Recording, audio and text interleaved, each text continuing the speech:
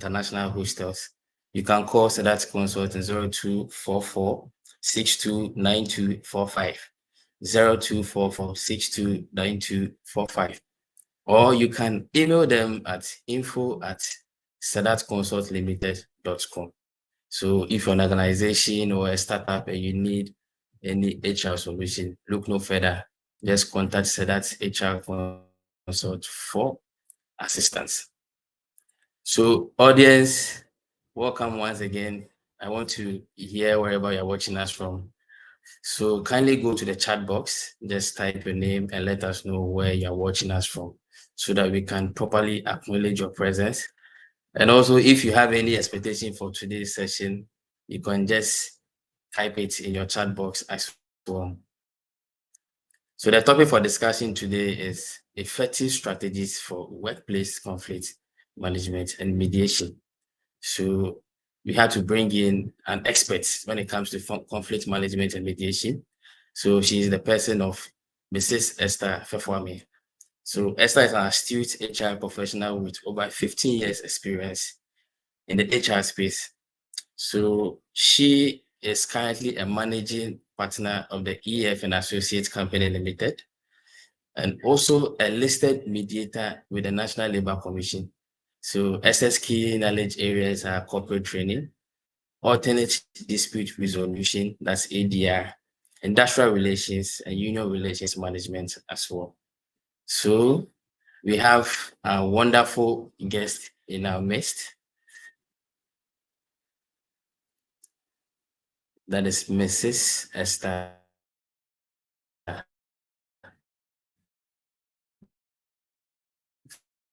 Fefwame.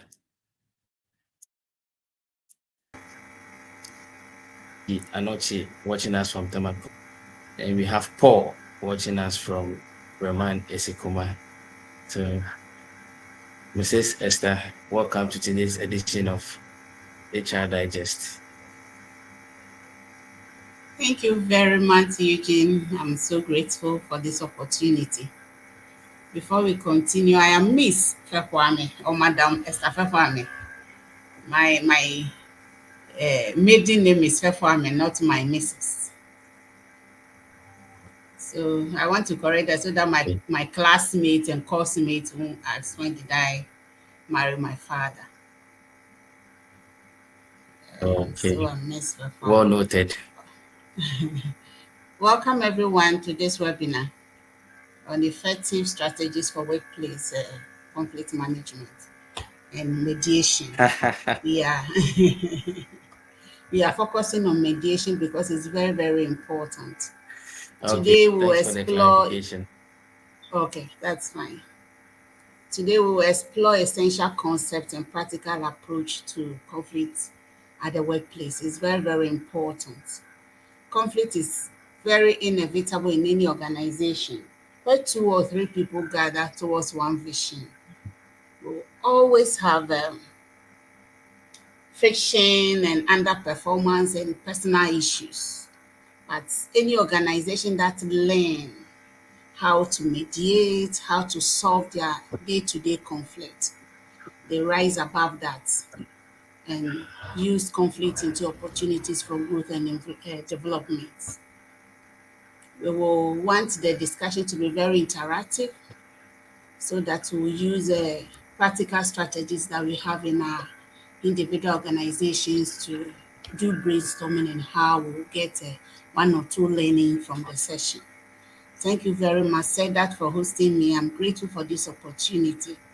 That is why anytime you call me, I want to share the little I have and learn from the network of HR people too. I'm grateful, and good afternoon, good morning, good evening to everyone who is on the call. Over to you, Eugene.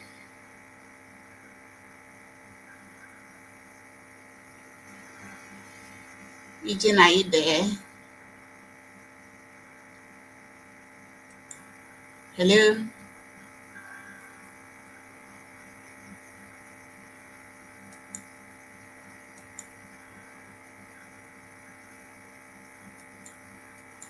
Hello? Can those on call hear me?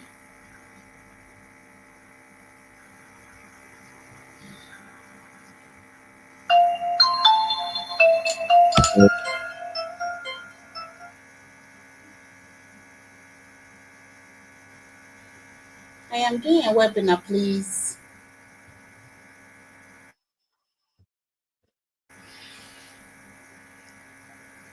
Okay, we can continue.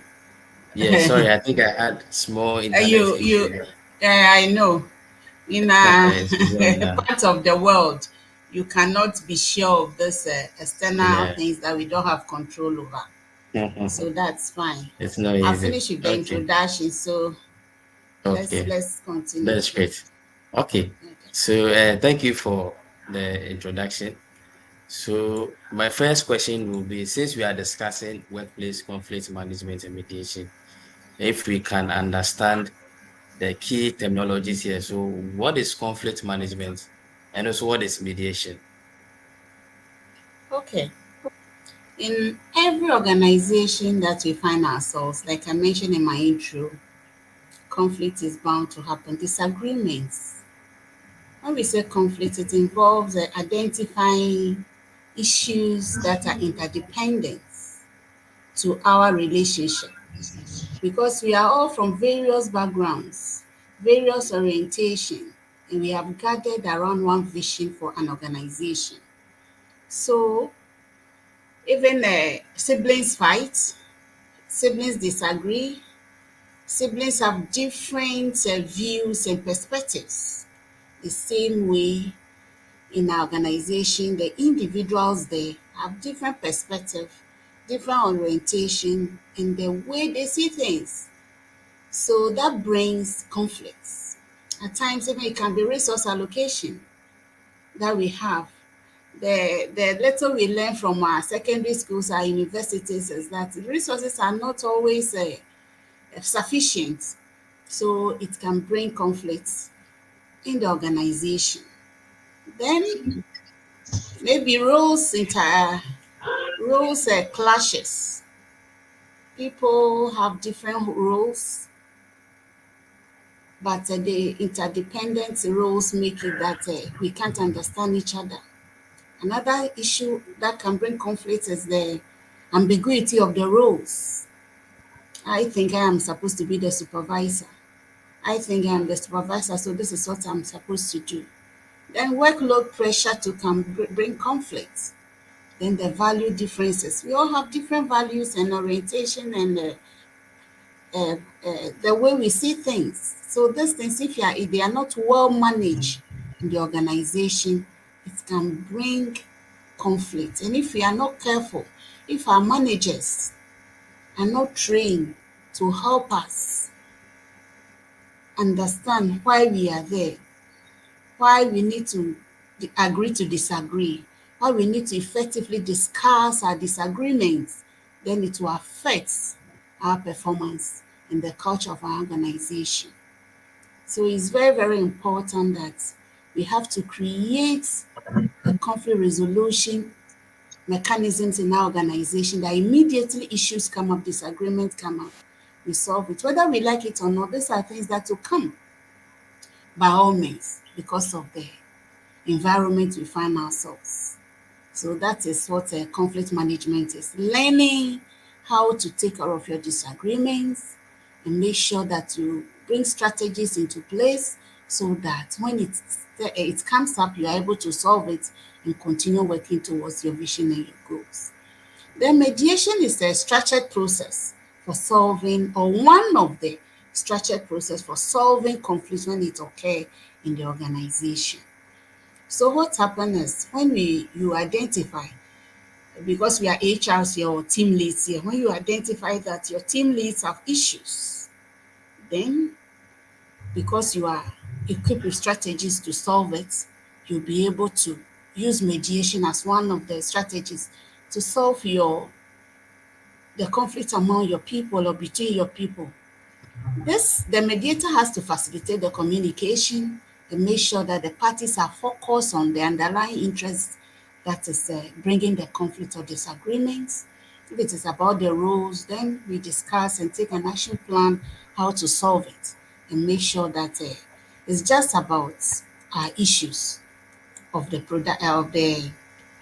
productivity or the working relationship. It shouldn't be personal. It's not supposed to be personal. Issues that come up at the workplace, we have to remove our personal issues from it and treat it as what it is and be able to solve it and continue living as one people working towards one vision or mission. Thank you. Okay, thanks so much for this answer. So my next question will be, since we are still talking about the organization, so I want to understand, when it comes to conflict management, what are the roles of HR and also managers? What role do they play when it comes to conflict management? Is their roles are very, very important. Even before I come to their roles, the mediation process is only one aspect of the strategy we can use to solve conflict in the organization. We can use negotiations. We can negotiate through the issues that are there.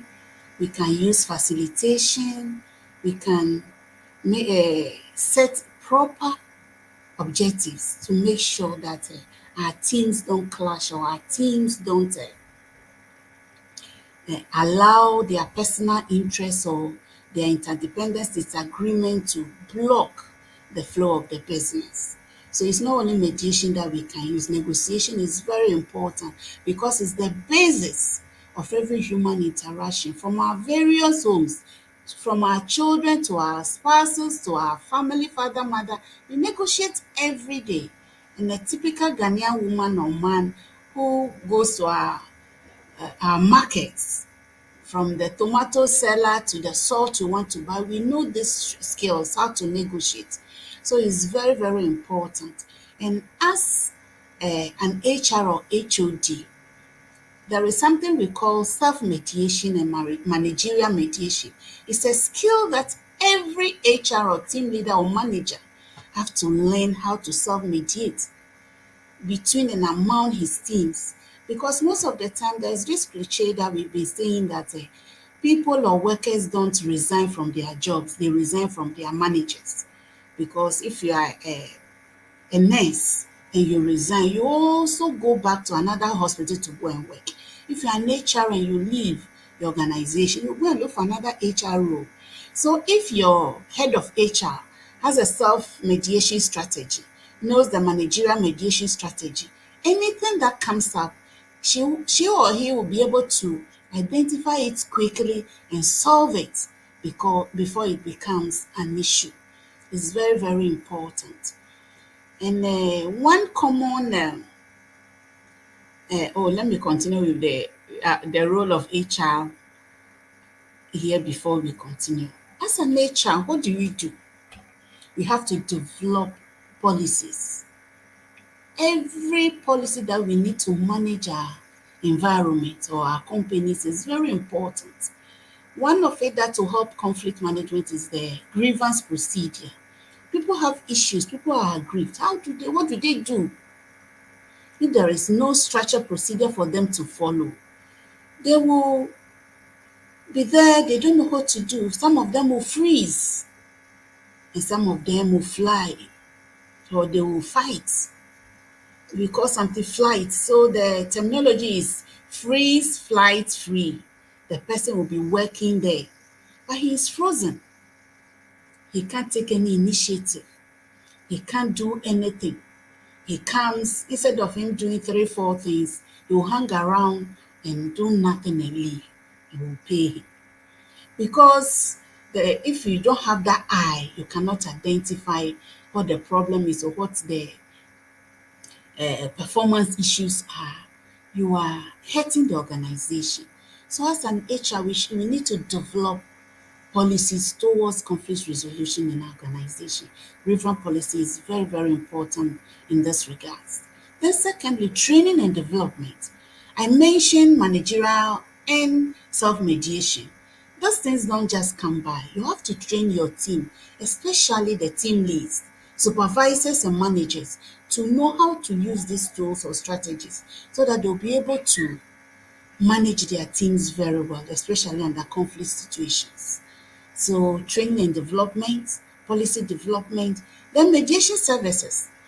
If you see that some of the issues the team leads or the people in the organization cannot solve it, you can get an external person who will come in, mediate among or between the team leads or their team members or even the organization, so that they will be able to get back to work. Then you need to ensure that you have support systems. You don't cherry pick and solve issues or back one person against the others or cherry pick and favor others. You have to make sure that there are support systems that support every individual that has problems. So these are the things HR has to do: policy development, training and development, mediation services, and support systems. It's very, very important. So these are the roles of the HR. Then did you mention the other supervisors too or HR alone? What was your question? I only heard HR. Are you there, Eugene? Hello? Then apart from the HR, let me continue before he comes back to the line. Managers and HOD's role is also very important. They need to have an eye that will detect conflict. They need to have an eye that will know that if their teams have problems, they should know. If their teams are having conflict, disagreements, they should know. Because early detection is very, very important. When your team is healthy, as a team lead, you should know. If your team is healthy, as an HOD, you should know. These are things that you have to be trained on. So the training and development is very, very important. Then open door policy. Let's, as an HR, as a manager, as a supervisor, as an HOD that oversees the performance of other team members, let your doors be open, not for gossips, but for very, very tangible issues that affect your team. If you operate or maintain an open door policy, people can come and discuss with you their issues and things that are affecting their performance so that you'll be able to deal with it as early as possible. Because I mentioned that early detection is very important, because in our environment, my enemy is my friend's enemy. And in organizations, we form cliques, we have friends, we have schoolmates, we have people from the same tribe. So having an eye to detect conflict or disagreement is very, very important.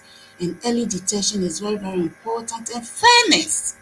As a team leader, you have to be fair. Don't act partial. Impartiality is very, very important. And you have to ensure that you are fair to all parties. It's very, very important with regards to managing conflict in an organization. So that is the role of the HR and the team leads, and have to communicate. It's very, very important. Some of our HRs, people want to be feared, or let's say they want to be those who are Ghanaians understand that. So they don't want to communicate. They don't promote environment that anybody can speak their minds freely. You have to establish that open communication.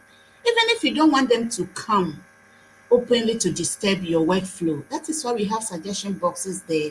That is why we can send emails. That is why there are various ways that we can do open communication to understand what is disturbing our team at every particular time. That will bring them on board so that the performance will flow seamlessly. Thank you very much, Eugene. Okay, thanks so much. So, HR and team leads, I'm sure you've taken note of this. Communication is very key when it comes to conflict management. So now my next question is, since conflict is not good, so what are some of the proactive measures that organizations can put in place to prevent conflicts? We can't prevent conflict, we only minimize it, because wherever two people gather, even husband and wife only, look at the way we struggle. Uh, because we are from various backgrounds, our orientation and perspectives are different. So the only thing we can do is to minimize it, that it will not affect our workflow. Immediately it comes, we solve it, and we continue living. In our what do I say, in our work environment, in our family environment, in our lives, what I have noticed is that the challenges, the problems, the issues come, you solve this, the next time another one come, you solve it. That is living. So we have to try and minimize conflict in our work environment. I would prefer the minimization than eliminating it altogether, because that one is impossible. So we have to promote a positive work culture. Very, very important. Positive work culture. People gossiping, indiscipline here and there, and it will make the place uncomfortable, and conflict will come every day. But when we promote intentional positive work culture, that will minimize conflict. Then another thing is setting clear expectation. What I've noticed these days is that every organization, or most organizations, especially the private ones, want to do performance management. And unfortunately, we haven't been trained well in setting our targets and objectives, in giving us the resources and logistics to work with. So resource allocation alone is bringing us issues and conflict.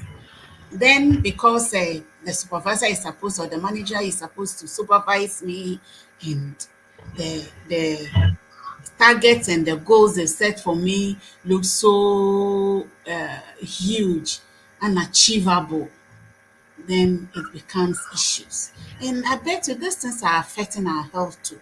So we have to set clear expectation, clearly define the roles and responsibilities of your team. We will have to try as much as possible to remove ambiguity from our goals and expectations. And as team members too, we have to teach them or train them to understand and ask questions during performance management reviews, during setting the objective and target to us.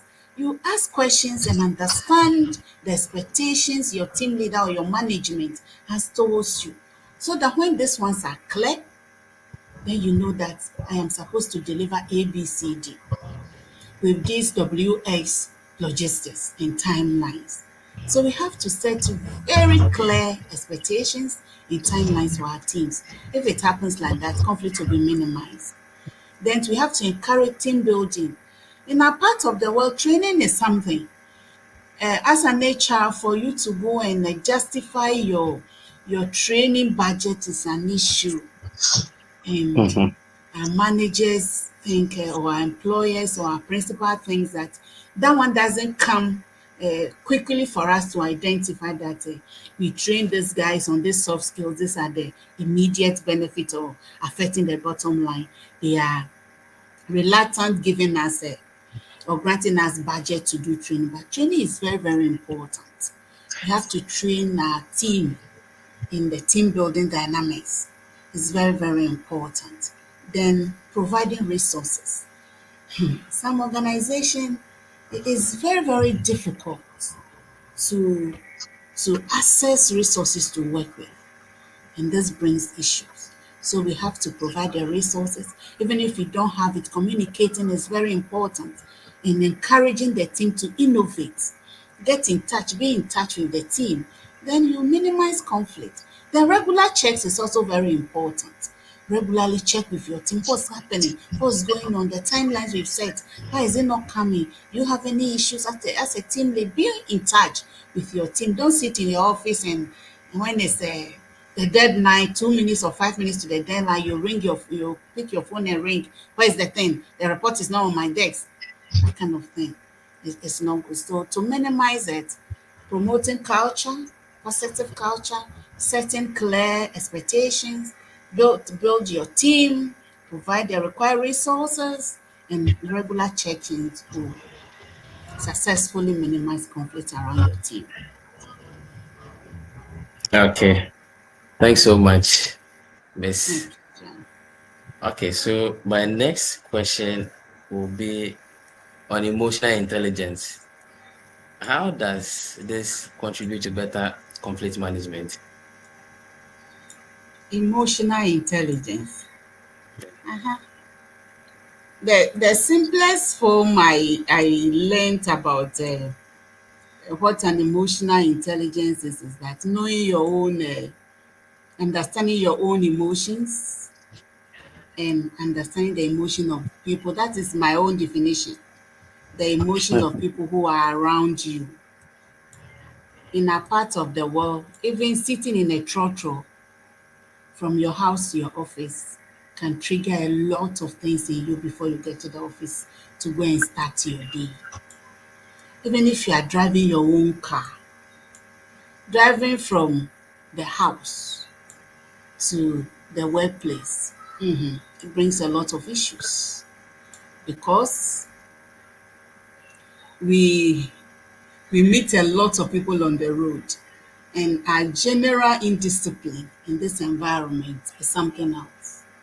So you need to be, for me, you need to be self-aware and recognize your own triggers as far as your emotion is concerned. It's very, very important. Then, how to effectively regulate your own emotions. Some of us even transfer aggression, transfer anger, transfer a lot of things, even from our past. And when I was working in that organization, and something happened like this, and this is what somebody do. So you forgot that this one is not Eugene. This is a different organization called EF and Associates. I work with SEDAT, and that is why our culture, that culture there is different. So to differentiate between Eugene and Esther is very, very important. If you are not emotionally intelligent, you cannot differentiate between us. And you carry that information or perception and come and put it on this new environment. Or even the same environment. Mr. A responds to this way, this issue this way. So you are expecting Mr. B to respond to it that way. That's not the right thing. So be aware of your own triggers and self-regulate it. Then you have to have empathy for your team members. People are going through a lot, and life is happening every day. So always be empathetic. You have to empathize with the other team members and try to put yourself into their shoes. For me, I don't even say put myself into their shoes. Stand beside the shoes of the other person and ask if it were me. If you do that, then you are emotionally intelligent. If it is me, how will I react? How will I take this before you make your own conclusion? It's very, very important. I don't know, those who are on the call and they are Christians, there is something that we have in the Bible that says, you do unto others what you want them to do unto you. For me, this verse or this statement in the Bible guides me. If it were me, how will I respond? How will I react? Make sure that you always empathize with the issue and the people involved before you take decisions to disagree, to create conflict, or take it to the next level. The social skills is very, very important. We are brought up at different places. I remember one of my classmates told me, we went to training college together, and we know her to be always frowning. She's never happy. And at times, even if she's smiling, you see the smile through the frown. So she never had any friend. We finished training college. I was in the university, and she was also in the university, and even finished university. She went to university earlier, so she finished and was teaching around Sunyani, and I was in Kumasi in the university. So we were all marking BEC. So she came to lodge with me at my hall, and we went to the marking venue together. So when we were coming, then we were having conversation. Then she told me that, it's my childhood. Oh, look at me. I'm trying to change my face, but I can't. I said, what's this? You are always frowning. What's the issue? I said, my auntie brought me up. They're always beating me. They're always sending me. They're always saying unprintable words around me. So I'm always there. Their kids are there. My cousins are there, but they don't send them. Go here. Before you come back, they send you there. And that is why I've frowned my face all my life. I said, okay.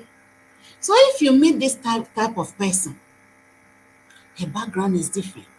And if you are this kind of person that your background has caused you this pain, that you haven't sought psychological help to change your attitude, to change your perspective, you will affect the team, and the team will also affect your performance. So as an individual employees and team leads, we have to learn social skills so that we'll be able to enhance our interpersonal interactions. It's very, very important. So it shouldn't be that every day is the other person that is doing the wrong thing. Every day is the other person that the blame is on. If there is an issue or conflict, let's take it that everybody is wrong. You are right. There is nothing like that. You might have contributed 1% to the 100% disagreement or conflict. So if you take care of yourself first, by learning social skills to perform well in a team, everybody will be happy. I've taken care of myself. Eugene has taken care of himself. George has taken care of herself. Kwame has done that. Then together, we'll be able to work well and use the right emotional intelligence to influence our team and our performance. Then motivation too is very, very important. Is it my network that is bad, or somebody else's own? I think, can you hear me? Am I audible? Hello? Look, sorry, I think the challenge is coming from me. I'm having some From slight me? network issues here. Oh, okay. No, coming But from me I rather. can be heard. Is Yeah. it coming from me? No, Hello? no, no, it's coming from me rather. Oh, okay. Okay. Then we need to Yeah. motivate our So team. we can hear you. Okay. For you to contribute using emotional intelligence, motivate yourself. Persistently exhibit the right attitude as a team member, or as an HOD, or as a HR person. Everybody in that organization have to know a little about emotional intelligence so that we'll be able to manage our own emotions and empathize towards the other team members and help us work well. Because if our environment that we work is very conducive, we will perform well professionally and personally. So thank you very much. That's how emotional intelligence can contribute to better conflict management. Okay.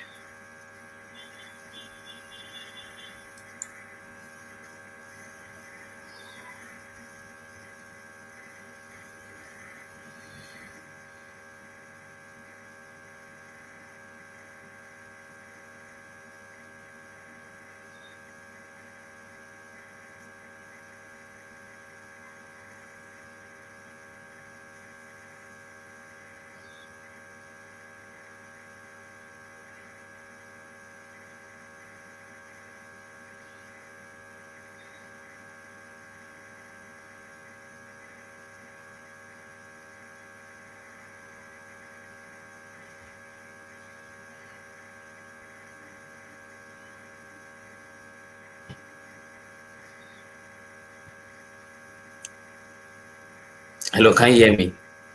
Yes, please. Okay. Let's So continue. my next question, yeah, so it's a practical question. So I want you to share with It's us drop. Your a line conflict drop. that. I didn't hear the beginning of the question. Your statement.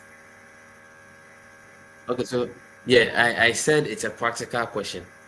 Okay. So I want you to share with us a conflict that you mediated, and also what are some of the strategies that you use to do that. Now, as for conflict, is part of everyday life as an HR. There's this. I think just about last week or two,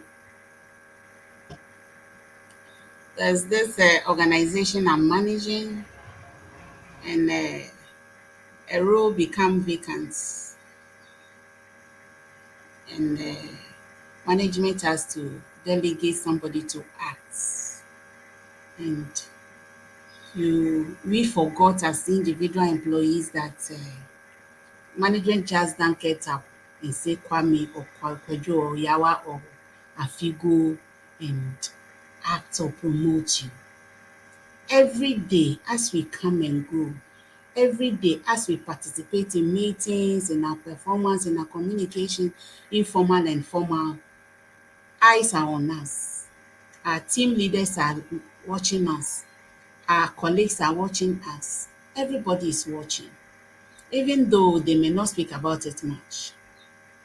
So Kwame was expecting that because he was in the organization before Ajua came, and so he deserves to act because the potential that after acting he might be confirmed in the role was very high, over 60% probability. Then the letter came, and the letter came to Akosua to act.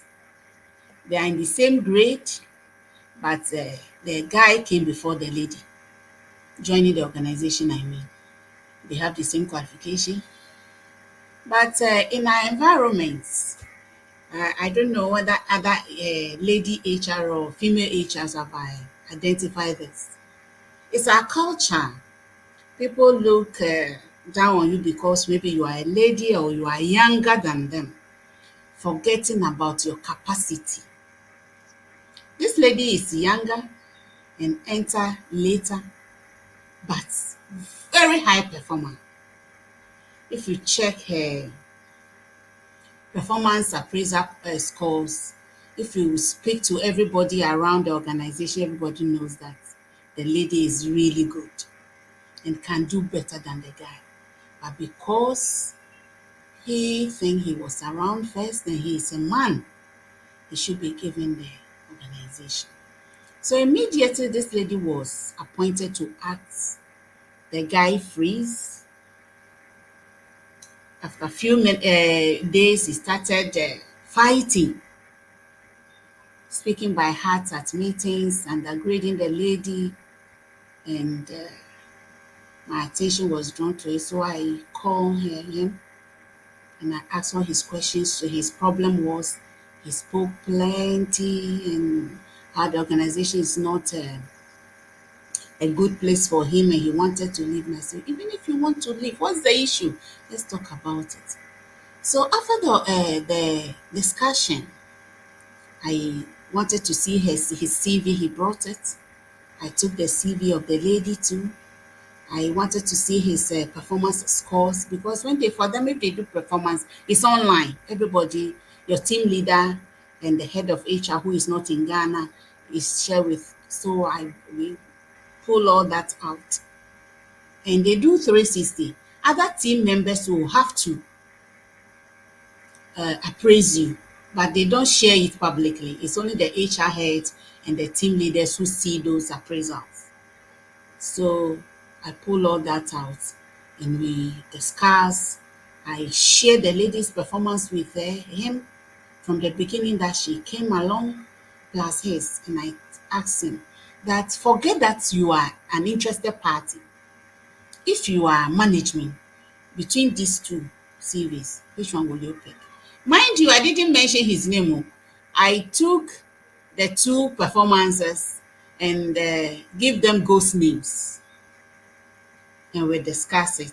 And I asked if it were to be you, if you want to promote, which one will you take? If you want the person to act, which one will you take? And he fortunately picked that of the lady.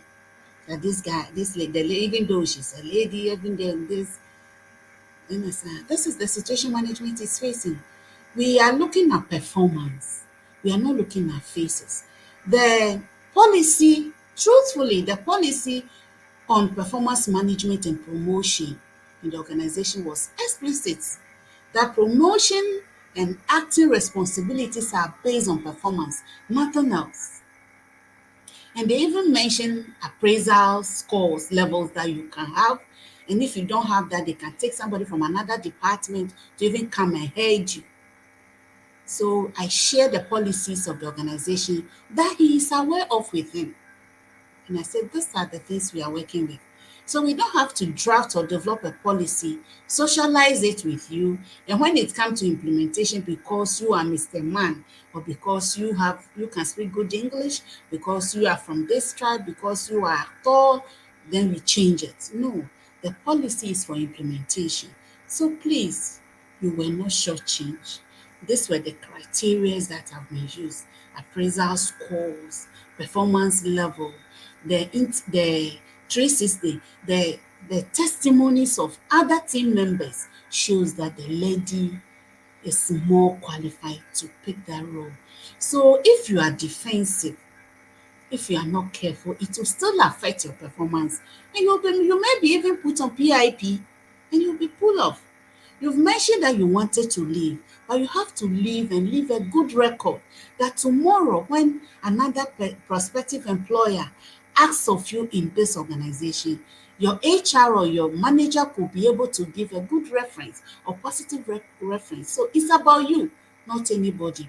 But the overall decision of management is working towards a vision that affects everybody, not an individual. And after 2 weeks, I think he settled. And I told him the consequences because she is heading you. So if you misbehave and query comes and warning letter comes, for them, after 3 warning letters, you are going away. So all those things, think about yourself and your professional career and the other team members, and don't be selfish. And we discussed it and we closed. And later he called and said thank you. And asked that if it could be changed, his department could be changed. I said, no, your field is a specialized field. So you have to try and rethink and work with the team or you resign. And he's working fine. The report I had last week is working well. So that's my experience recently. Wow. Interesting. Okay. So, viewers, if you have any questions, you can also send it in the chat box. I'll read them aloud for Miss Fefami to answer them. Okay, so my next question will be still on the mediation. So what are some of the common mistakes when it comes to mediation? And how can we... Common mistakes. Mistakes. Yes, common mistakes. Yeah, that if we are mediation is a professional procedure. It's a professional procedure. There are checklists for it. And Okay. as a manager, if you are not trained in self-mediation and managerial mediation, it's difficult to handle teams. Because mind you, personal, I don't know how to use this word. Our personal relationships normally comes or interface with our professional relationship. So until you are equipped professionally to mediate, at times you do something as if you are working to mediate among your team members, but you might only be quenching the fire on the surface. The underground, people might be frozen and still working with you. because you are not able to solve the issues well. Or people might flight, that is, or flee, that is, they run away, they resign from the company. People might be fighting. There are different forms of fighting. So you need to be equipped. And one of it also is that don't cherry pick. It's very, very easy to be very biased towards your team members when there is conflict and you need to mediate. So my advice would be that you have to be trained to be able to mediate, at least in self and managerial mediation, so that you let your team members know that interdependence, disagreements, and conflicts affect the bottom line. So they need to work hand in hand to achieve their targets. That's all. You don't have to be friends to achieve your target. You don't have to be from the same whatever to the same ethnic group to achieve your target. You don't have to even be selfish. So one of the issues is that some people, where there are high level supervision and target setting, they will want to block each other, compete very, very aggressively to achieve their target, and it's affecting the bottom line. So for you to be able to scale these difficulties, you need to be trained. These days, you can learn a lot of things online. You can learn a lot of things anywhere, but make sure that you have a little knowledge about how to handle mediation. And I mentioned that mediation is not only the only strategy. Negotiation and even facilitation among your team as a team leader to be able to handle conflict around them. Okay. Thank you. So, viewers, I'm still waiting for your questions. Please, Miss Fefwami is here to answer all your questions. I believe you have expectations, and if you want your expectations to be met, kindly put your questions in the chat box. Then I'll read it for Miss Fefwami to answer them for you. Okay, so my next question is, how can mediators ensure that all parties are heard and understood during mediation? Open communication. One person speaks at a time, and you deal with the issues, not personality. When you are mediating, it's not about somebody is a man or somebody is a woman. As a mediator, you have to be very, very neutral or impartial, whatever. Very, very impartial person. Don't take sides. Listen to the issues and know that this is about interdependency, conflict, or disagreement. And if you are neutral and understand the issues on the ground, then you'll be able to know where to draw the lines and who, and not even who, the action plans are very important. The action plans to draw for them, so that when they follow, the disagreement may not occur or the conflict may not escalate to a point that could affect their performance. It's very, very important. Open communication, being impartial, listen attentively, and pay attention during the process. You are not you are a team lead or manager listening to two of your team members in trying to mediate or negotiate or facilitate the conflict. You are looking at your phone. A phone is distracting you. No. Give yourself time. Within 30 minutes, within 90, most of the time, let us within 90 minutes, you should be able to have a resolution for that conflict. Set an action plan. It's very, very important. And follow up.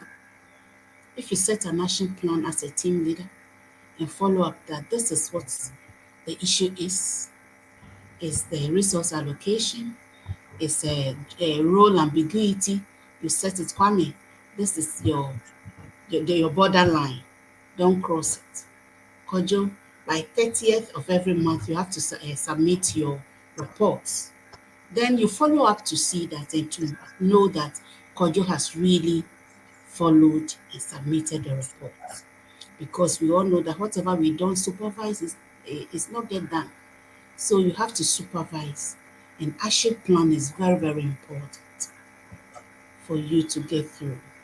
Because in our organization or every organization, precedence is very, very important.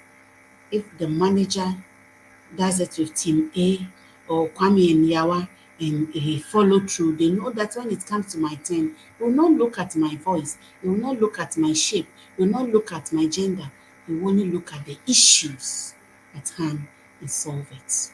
So it's very important that you take note of that. Okay, thanks so much. So open communication.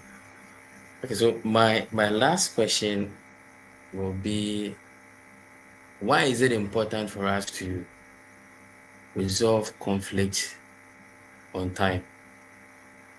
Hey, very, very important. That's one everybody knows the answer already. It will affect our performance. It will affect our health. Maybe me because I'm a ADR person. I don't want to fight with you. I'm just like a lawyer. I was reading a documentary last time, and the assertion was that I don't know how true it is anyway, that lawyers don't take their cases to court. And I was wondering, they said out of 100 whatever people they interview, about 99 lawyers says they would rather use ADR. Conflict gives you Wow. fatigue. It takes out strength and energy from you. You cannot concentrate on anything, not your personal, not professional. At times, if you have issues, even you yourself, whilst you are going to work and you remember a deadline or you remember a manager you are going to meet and his issues or her issues, your heart will start pumping. Very hard. And True. it may even affect your BP. This brings diabetes, high blood pressure, a lot of health issue can be kicked through conflicts. So it's very, very important. You deal with it, to sort it out, and you continue living. So for me, or every other person on this call, immediately a conflict comes or bring its head, cut it off, solve it, uproot it, and if you even need to apologize, you apologize. The action plan, you follow it. For me, immediately I started learning ADR. The first 2 months, my mother noticed it. Even though she's late now, she noticed and said, girl, what's happening? I said, no, these days, what I learned. Immediately the thing happened, you are having conversation that I don't understand. The right questions you have to ask. I know it now. So I ask questions, I understand what you want me to know. If I have any other perspective, I share it with you. If we agree, we agree. If we don't agree, I tell you I can't do this. This is what I can do. We settle on something with the two of us will be able to handle, and I'm good to go. So conflict affects us personally and professionally. When you are fighting, can you perform? No. And every organization, it's not everybody who walks through the gate comes to work. We've selected the team to work with. So if the team is supposed to work towards a specific goals and we are having conflict, we can achieve it.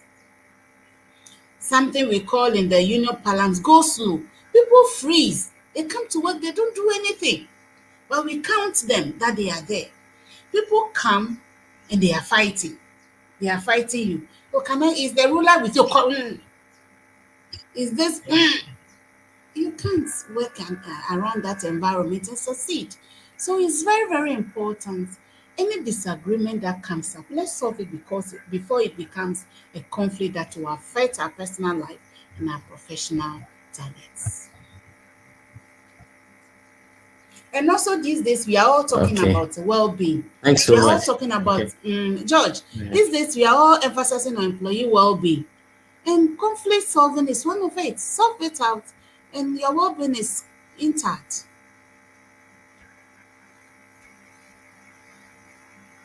Very important. Thanks so much, Miss Fefwami, for this.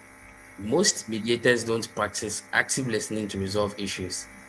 There is a tendency for managers to support each other and make the junior colleague look like the one at fault. How do you ensure that you are not biased in the mediation process? Yes, I've already even mentioned the unbiased, how to make sure that you are not unbiased. But mediation, it can, those who are not professionally trained, take cues from our cultural background, especially Amanewe. In our jurisdiction in our area, there's a saying that the the elderly person in quotes is always right. I don't know other ethnic groups in Ghana or elsewhere, It's a but it's Ghanaian like thing. it's a Ghanaian thing. So you are forced to even apologize for things that you did not do. So the manager that is not professionally trained to mediate will carry this to the workplace. That is why I mentioned training. So the manager needs training in mediation, especially the two that I've mentioned, the self-mediation and the managerial mediation, to be able to carry out mediation procedure or process in his or her team or in the organization professionally. But if he is doing it as a traditional, then by all means, he will want to use the quack strategy our parents and our grandparents have been doing, that they have to say, I'm sorry to an elderly person even though he's at fault. So I agree with him that it does happen, and that's not the best way. So we all have to encourage each other to train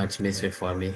Today's session has been an insightful one, and we are grateful. And also to our audience, thanks so much for taking time to join today too.